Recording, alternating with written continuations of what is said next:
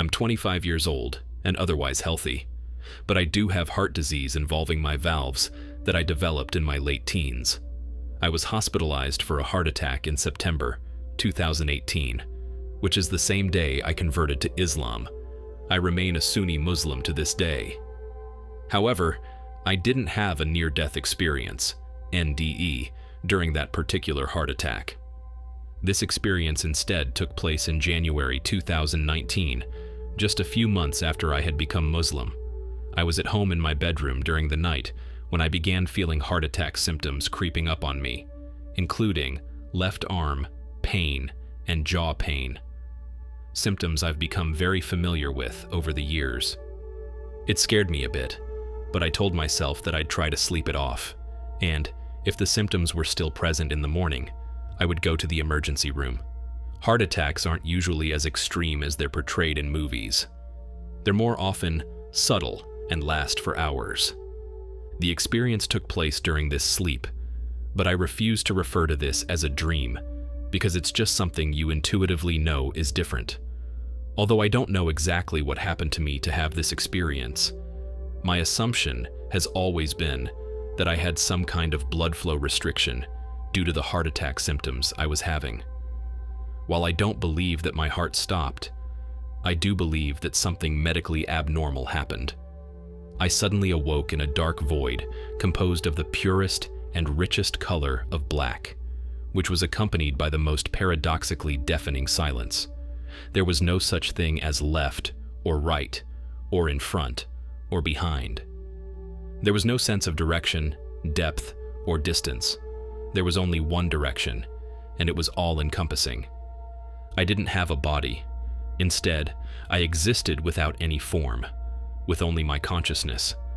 This entire experience, from beginning to end, was visually nothing but this void. Despite that, this life is a hazy dream compared to how sharp and crisp reality is there, and I have no question that it was real and very significant. The first thought I had upon waking in this void was, how long have I been here? I couldn't answer that question. It felt like I had just gotten there a moment ago, but it also felt like I had been there for thousands of years. If someone had said, "You've been here for 5 seconds," and someone else had interjected and said, "No, he's been here for 5,000 years," I wouldn't have known who to believe, as both would have seemed equally reasonable possibilities. I felt uncomfortable and wanted to leave from the very moment I realized I was there, but my inability to measure time made me feel hopeless because I couldn't determine my starting point, which made me question whether there was even an end point. I had this concern that I was going to remain there forever with no escape. The stillness of the void and its silence was overwhelming and gave me the greatest sense of boredom imaginable. I wanted something to happen, a person to speak to, or a bird to fly by, anything but the void. This problem, along with the hopelessness of being able to leave, left me terrified. Then I had a solution. I had the intention in my soul to commit suicide, and for a moment I felt relieved because I thought I could escape the void if I killed myself. But then I realized that it's not possible to simply extinguish my consciousness. I realized that my soul is immaterial and that you can't just not exist, and that you have to live with your soul and the consequences of your actions and intentions wherever you go. When I had this realization, I suddenly underwent the most extreme panic and terror I have ever experienced. Suicide was my only hope of leaving, and it turned out to be false and impossible. This further convinced me that there was no escape from the void. It was like my soul was on fire, and I understand now why hell is described symbolically with fire. When things are cold, the atoms are more still, and when they're hot, the atoms are moving extremely fast. My soul felt like it was hot and moving very fast, even though nothing visually was different in the void. The next thing I noticed was that I could sense 2 angels had been observing me the entire time. Their presence was evident and unmistakable, but I never saw them in a visual form. It was as if they had 10,000 eyes looking at me from everywhere, but they weren't visually looking at me. Instead, they were observing me inwardly in my soul, examining my thoughts and intentions, as well as the quality of my soul itself. I was scared of this examination because I was afraid that I would be found out or exposed for being of poor quality. So I attempted to hide myself and my thoughts and intentions from these two angels. I didn't want them to know about me and what I had been experiencing. But then they said something to me, except it wasn't through speech or even telepathy. It was more like speaking through action. To translate into English, they said, "Oh, you want to hide things from us? Well, explain all these other things now." They made me reflect on even more uncomfortable aspects of myself, almost like they were making me look into a mirror.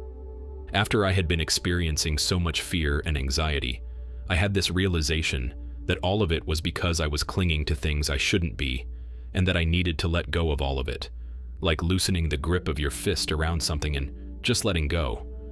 I slowly began to accept who I was and where I was. I thought to myself that this void was my new home, and that I just had to get used to it, and I started letting go of my attachments.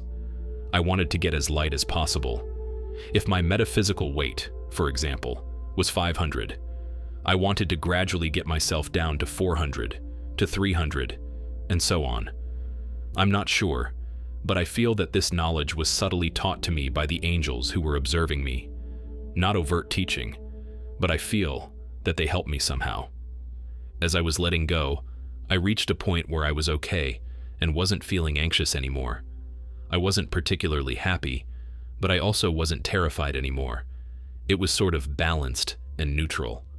I continued shrinking myself further and further, and it was like I was being purified of things that had accumulated in my soul. These things had been making me sick because I thought they were my soul, but they weren't. Eventually, I reached a sort of plateau where I couldn't shrink myself any further, and I was in a more purified state, and I suddenly had the most intense epiphany.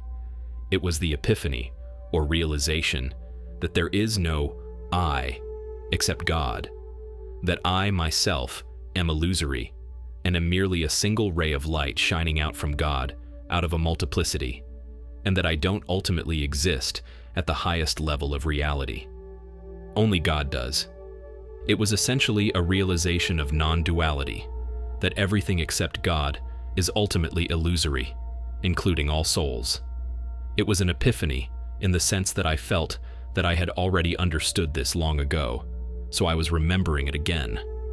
At the exact moment I had this realization, one of the angels spoke in the most thunderous and authoritative voice I've ever heard, and simply said, "Yes," in audible English, as if to confirm the epiphany as the truth. Despite how extremely loud and ferocious this voice was, I could tell that the angel was trying to whisper to me and be polite and not scare me. But it still was terrifying. It's difficult to imagine what it would sound like if the angel wanted to terrify someone.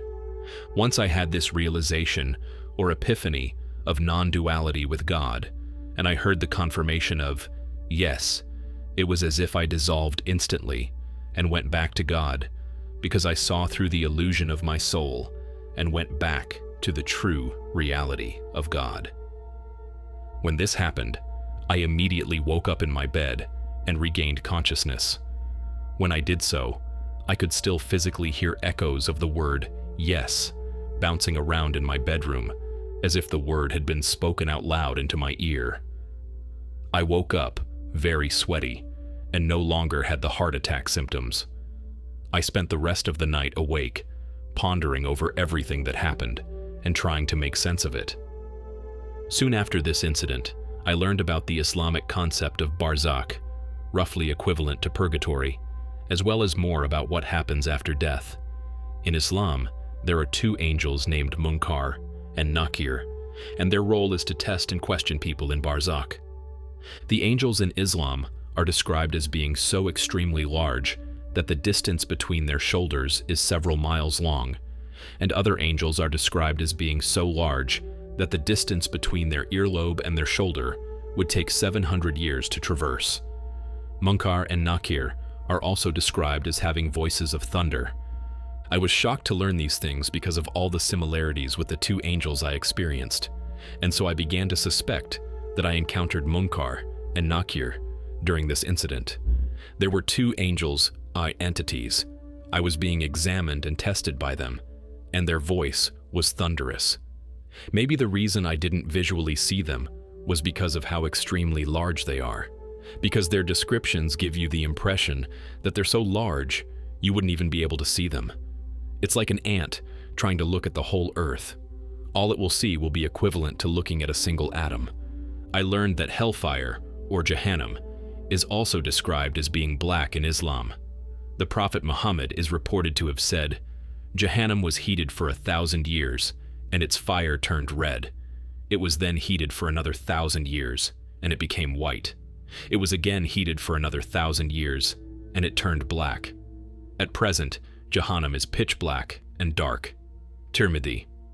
I had prior spiritual experiences as a boy where I encountered this void as well.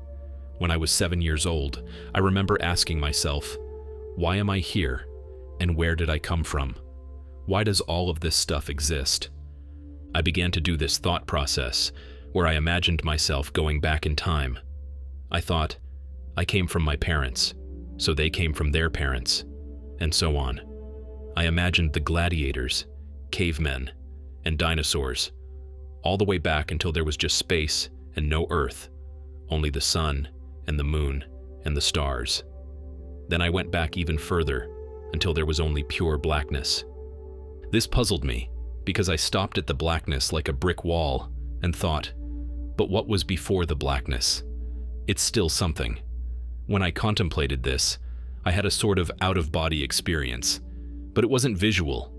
It was like I was in two places at once. It was like I momentarily vanished when I thought of this, and it was incredibly fascinating to me at the time. I continued doing this from time to time up until I was 10 years old, which is when I wasn't able to do it anymore. I was essentially thinking about God, particularly the infinitude and ineffability of God, like God's pure essence. I just didn't know it as a kid. The black void I was contemplating as a boy is very similar to this experience, except this time it was far more experiential and tangible. Whether or not I temporarily visited hell or Barzakh or encountered Munkar and Nakir, it was still an incredibly powerful experience for me, and it's had a deep impact on my life. That does it for today's experience. As always, let me know what you thought in the comments below. Until next time, stay safe and continue to be blessed.